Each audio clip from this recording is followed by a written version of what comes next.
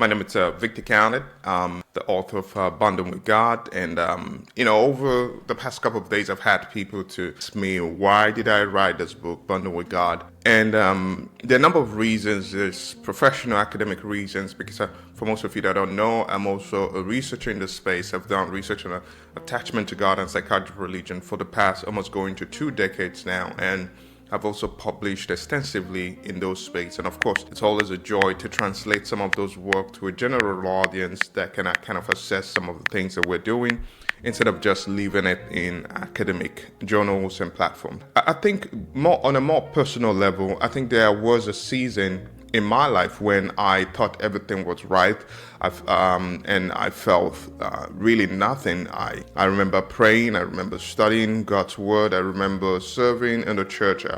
Not just as a layperson, I also served as I'm still a pastor and still serve as a pastor. But there was also a time I served even as a minister in a church. I showed up, if you will, and yet, God felt distant, not necessarily angry, I wasn't seeing him as being completely absent, but just, it's like he was unreachable, and I remember vividly, there were some particular prayers that I would make, some things that I wanted to experience in my life of ministry that I wasn't seeing at that time.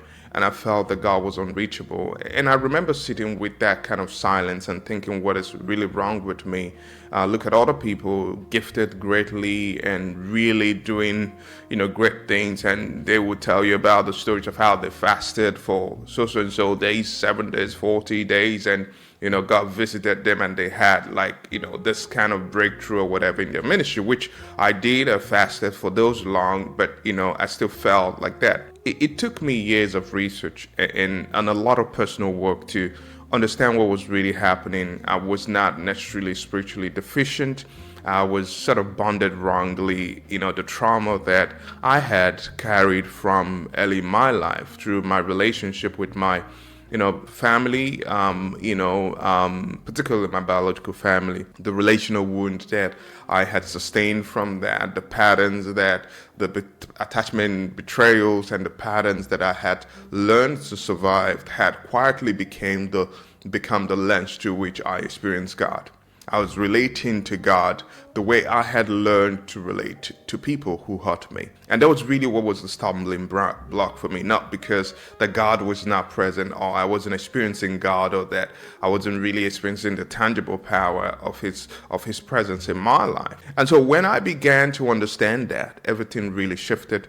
Of course, it wasn't overnight, but there was a shift that was taking place. And so I wrote Bonding with God for the version of me that was sitting in that silence, and for anyone or everyone who is sitting there right now, doing all the right things, performing for God, and feeling none of the connections and wondering what is wrong with them. Nothing is wrong. Nothing is wrong with your bond. Just needs healing and adjustment and attunement.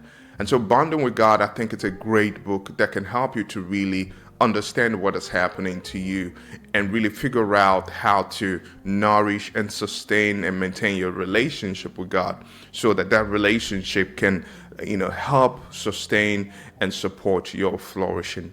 And I'm hoping that you could pick up Bonding with God today and really, I look forward to reading your reviews and what you think, and also having an opportunity to sit down and have a conversation with you or your community about some of the points that's been raised in the book. I look forward to seeing you soon. Bye for now.